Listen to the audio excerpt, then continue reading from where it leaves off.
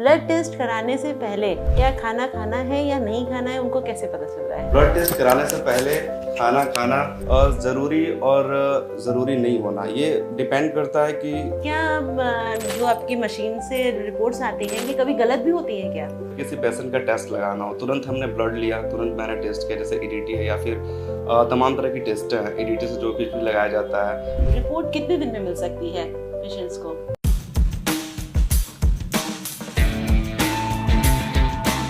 Hello friends, my name is Jaswant Kumar Gupta. I am working in Sri Sai Hospital as a lab technician. I am completed my DMLT and I am here doing work since 2021. Then now I am going to give answers some questions. तो यशवंत जी, बहुत सारे patients ऐसे आते हैं blood test कराने के लिए, उनके कुछ कॉमन क्वेश्चन होते हैं, आपसे भी बहुत सारे लोग पूछते होंगे कि उसमें से कई क्वेश्चंस हैं जो स्पेसिफिक मैं आपसे पूछ रही हूँ कि ब्लड टेस्ट कराने से पहले क्या खाना खाना है या नहीं खाना है, उनको कैसे पता चल रहा है? एक्चुअली मैम, देखा जाए इस क्वेश्चन का आंसर तो ब्लड टेस्ट कराने से पहले खाना खाना ज़रूरी नहीं होना, ये डिपेंड करता है कि जैसे सपोज दैट मान लीजिए किसी पेशेंट को शुगर हो, थायराइड हो, कोलेस्ट्रॉल हो, तो उस सिचुएशंस में हम लैब टेक्नीशियन उनको ये राय देते हैं कि वो लोग खाली पेट आएँ ताकि उनका रिजल्ट बेहतर आ सके। अदरवाइज वो चाहें तो वो खाकर भी टेस्ट करा सकते हैं। अगर सपोज दैट किसी को बीमारी नहीं है, शुगर नहीं है, जो कि स्पेशल टेस्ट्स हैं विटामिन का, उन लोगों को उससे रिलेटेड कोई प्रॉब्लम नहीं है, तो वो लोग खाकर भी आकर टेस्ट रेगुलरली मोड में करा सकते हैं। वो सिर्फ एक डाउट अपना क्लियर करना चाहते हैं तो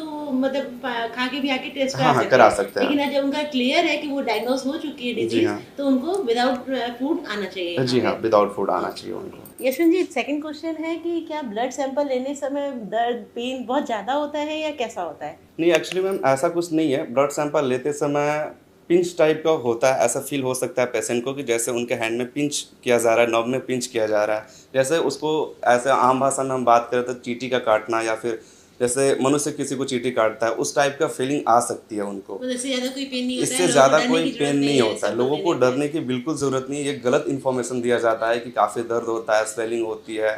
सम केसेस में अगर बात करें तो वो नए लोग, कभी नए ट्रेनिंग स्टाफ या फिर कभी कोई आया तो बाय मिस्टेक हो जाता है, कोई सीखने के मोड में आ रहा है तो। अदरवाइज ऐसी कोई प्रॉब्लम नहीं है। बाय द वे उस समय ऐसी प्रॉब्लम हो रही है, उनको काफ़ी ज़्यादा पेन हो रहा है, पिंच अंदर तक हो चुका है उनके नर्व में, तो उस समय वो बर्फ से सिकाई कर सकते हैं, उनको रिलीफ मिल जाएगा तुरंत ही। बाकी ऐसी कोई माइंड में सेट नहीं करके रखना है कि पिंच करने पे बहुत ज़्यादा दर्द होता है, ऐसी कोई बात नहीं। इसमें कोई भी दर्द नहीं होता है, सुई चुभने जैसे चींटी काटने जैसा होता है, सेकेंड भर का 2 से 3 सेकेंड में फिर मैनेज होता है। तो थर्ड क्वेश्चन ये है कि क्या जो आपकी मशीन से रिपोर्ट्स आती हैं ये कभी गलत भी होती हैं क्या? जी, एक्चुअली आमतौर पे देखा जाए मैडम, तो जैसे सपोज दैट किसी पेशेंट का टेस्ट लगाना हो, तुरंत हमने ब्लड लिया, तुरंत मैंने टेस्ट किया, जैसे ईडीटी है या फिर तमाम तरह की टेस्ट हैं, ईडीटी से जो कुछ भी लगाया जाता है, उस केसेस में कम होता है क्या कि कभी कभी ब्लड पुराना हो जाए तो उसमें आरबीसी डाउन होने लगता है, या फिर तरह तरह की प्रॉब्लमें आने लगती है, या फिर ब्लड कभी कभी होता है क्लटिंग आ गया, किसी सपोज दैट सैंपल लेते हुए क्लटिंग आ गया, अगर हम मशीन में स्प्रेड करा रहे हैं हम, तो उस समय मशीन काउंट अच्छे से नहीं कर पाता। जैसे कुछ टेस्ट है जिसमें वो काउंट अच्छे से नहीं कर पाता है, तो उस समय रिपोर्ट थोड़ा बहुत वो गड़बड़ दे सकता है। मतलब इसके लिए कुछ प्रिकॉशंस भी होते हैं जो कि लैब टेक्नीशियन लोग को बरतने होते हैं। और दूसरी बात ये कह रहा था मैडम, जब वो एक्चुअली गलत काउंट इसलिए कर पाता है कि उस समय मशीन डायग्नोस नहीं कर पाता है कि ब्लड में क्या है क्या नहीं है। उस सिस्टम पे अगर जाने के बाद आदमी जब टेस्ट करता है तो उस समय कुछ मशीन से रिपोर्ट गलत दे सकते हैं, इसलिए हम लोग मैनुअली उस समय यूज़ करते हैं, मैनुअली टेस्ट लगाते हैं, मैनुअली में क्लियर हो जाता है, देन हम लोग के पास रिपोर्ट दिया जाता है। मतलब पेशेंट को डरने की जरूरत नहीं है कि इनकेस मशीन अगर गलत दे रही है तो वो मैनुअली टेस्ट करके नहीं, बिल्कुल नहीं। पेशेंट को डरने की बिल्कुल ज़रूरत नहीं है। अगर मशीन गलत दिया, हमको डाउट हुआ, हमारे टेक्नीशियंस को डाउट हुआ कि ये मशीन गलत दे रहा है, ये मशीन गलत रिपोर्ट दिया है, तो वहाँ पे हमारे टेक्नीशियंस के द्वारा मैनुअली टेस्ट लगाया जाता है। चाहे कोई भी टेस्ट हो, मैनुअली टेस्ट लगाया जाता है, भले उनसे समय थोड़ा एक्स्ट्रा हम लोग ले लेते हैं। जी हाँ, गलत रिपोर्ट मिलती है। जी हाँ, जी, गलत रिपोर्ट नहीं मिलती है मैडम। फोर्थ क्वेश्चन है कि रिपोर्ट कितने दिन में मिल सकती है पेशेंट्स को?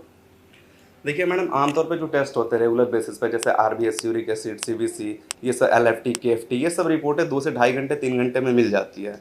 बट कुछ स्पेशल टेस्ट होते हैं, जैसे लिपिड प्रोफाइल हो गया जो कि कोलेस्ट्रॉल से रिलेटेड टेस्ट है, थायराइड प्रोफाइल हो गया, ठीक है, vitamin D3, vitamin B12, HbA1c, इसमें थोड़ा हम लोग समय एक्स्ट्रा लगता है। क्या ये जरूरी है टाइम?